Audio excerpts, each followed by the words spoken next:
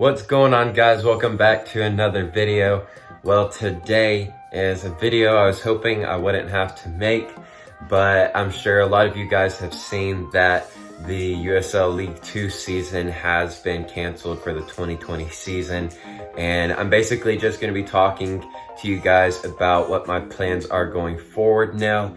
And I'm actually going to be giving you guys some tips and advice if your season is canceled as well. I actually got on the phone yesterday with a USL League 2 assistant coach from Oregon. And so we're going to have some good information to tell you guys on how you guys can proceed and finish out the year. So if you guys want to go ahead and see that and get some information, stay tuned.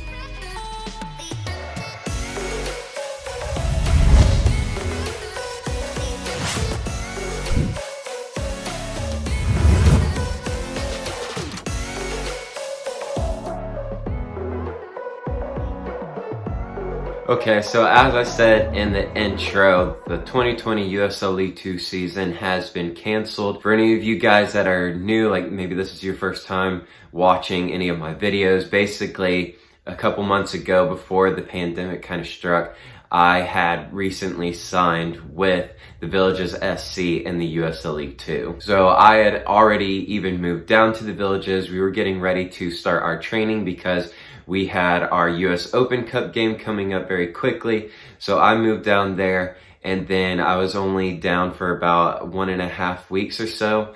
And that's whenever everything kind of hit. So I actually came back home and I was just waiting it out. I was talking with the team and the league and everything, and they were saying that they were still planning on going on with the season.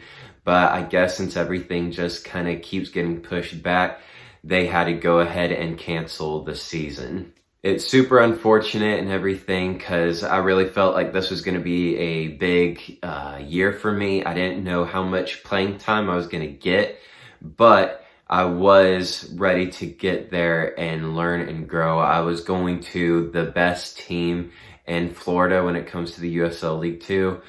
They had won the Florida division multiple times. And so I was really looking forward to going there, learning and just developing as a player. So it is unfortunate, but now we just have to focus on what we can control. I know a lot of people are in the same boat. The DA has completely shut down, so a lot of the youth players are out of teams now. I know that NPSL has already canceled. I know that the USL Championship and the MLS will be starting up here soon. So all of them, will still be playing and everything. But I do know of a lot of teams and leagues that have been canceled for the rest of the year. So we still have a possibility of playing in the Open Cup. And if we do, we will still go down there and we'll practice and everything like that. And we'll just have to see how that kind of goes. And the team is also looking to schedule friendly, so hopefully I will still be able to go down there and we'll still be able to train and practice once everything is kind of safe enough for us to move down and do so. It just won't be a regular official USL League 2 season, which is unfortunate, but if I can still get some kind of playing time and practice with high level players like that, then I'll still be happy with it. But yesterday I actually got on the phone with a friend of mine. He's the guy that I did the podcast with, if you guys heard about that. Really good guy. He used to play professionally, and now he's been coaching at a few different places and is currently the assistant coach over at a USL League 2 team over in Oregon. So he's a really good guy, everything. I really enjoyed doing the podcast and everything with him.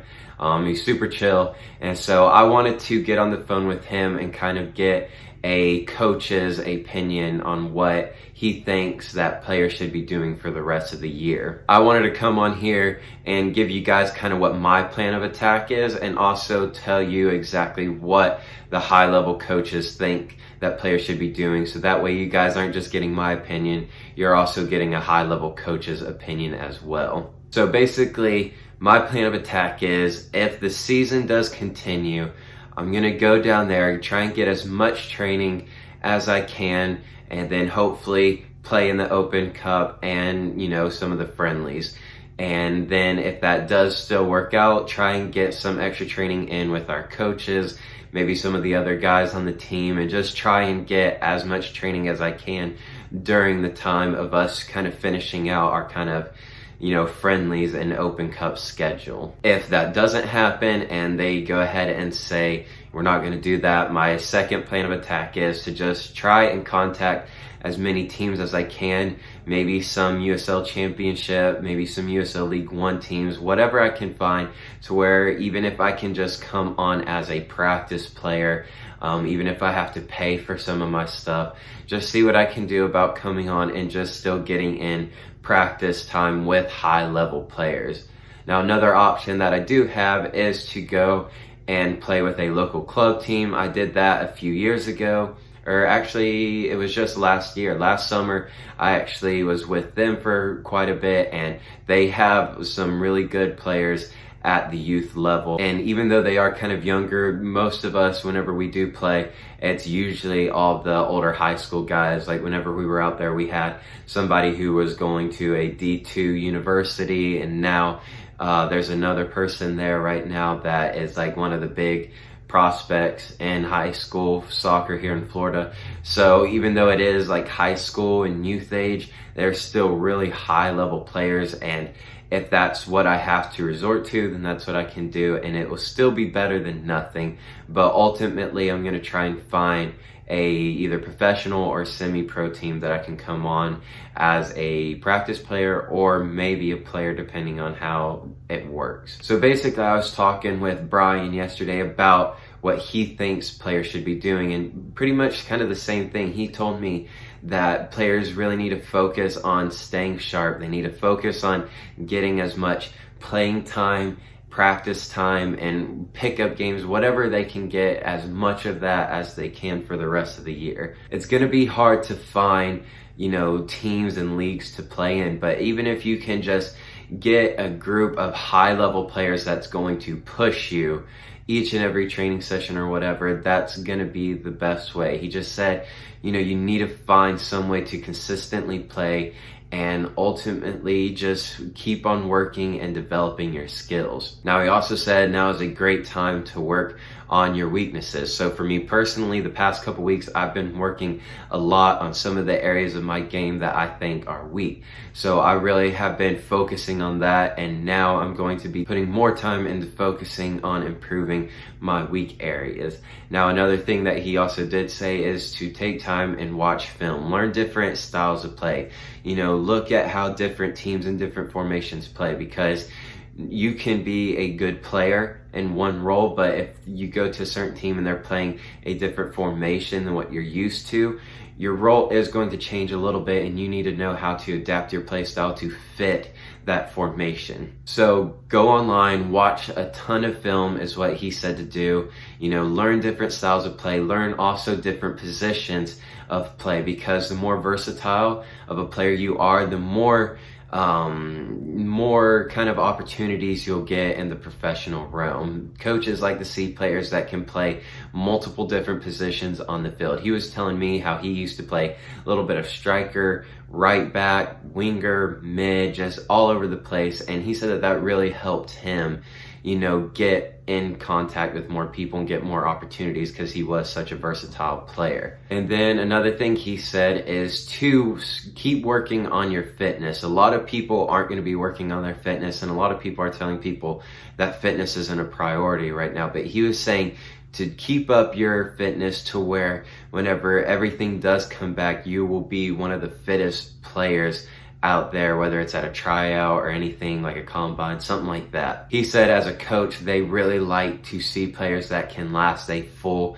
90 minutes. And if you can keep your fitness up and even improve your fitness, then when everything does come back, you will by far probably be the fittest player on the field, because the majority of people won't be putting in any work or effort onto their fitness, into their long distance running, their sprinting, and all that kind of stuff. So also work on that. So basically, to sum it down real quick, 3 things that I'm going to be working on and that other people should be working on from what Brian said and from what I've kind of witnessed from other people telling me, is that you need to work on these 3 key things. 1, work on all of your weaknesses.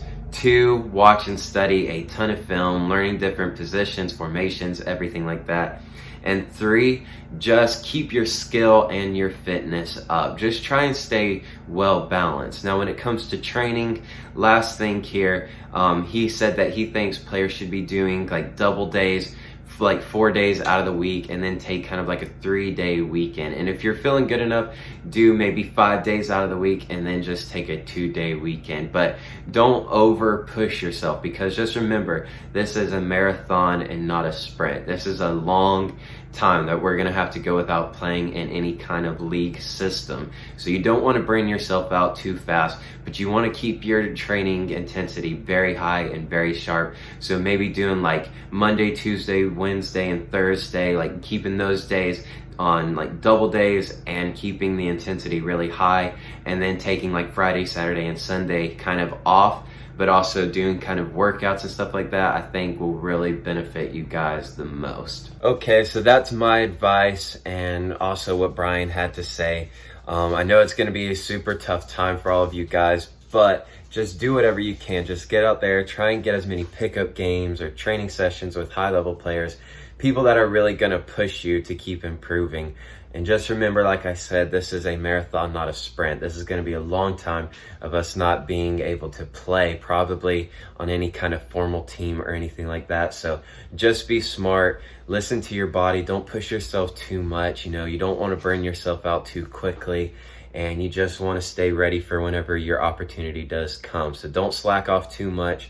Stay consistent, stay sharp and everything, so whenever everything does open back up, you'll be ready to go and you'll be one of the better players out there. So that's going to go ahead and wrap it up for this video. I just mainly wanted to talk to you guys about what you guys can do going forward for the rest of the year, and hopefully you guys will keep going on strong and just keep pushing through. But that's gonna go ahead and wrap it up for this video. I don't know when the next video will come out. Hopefully everything will be opening up here soon and I'll be able to start filming some more training sessions for you guys again.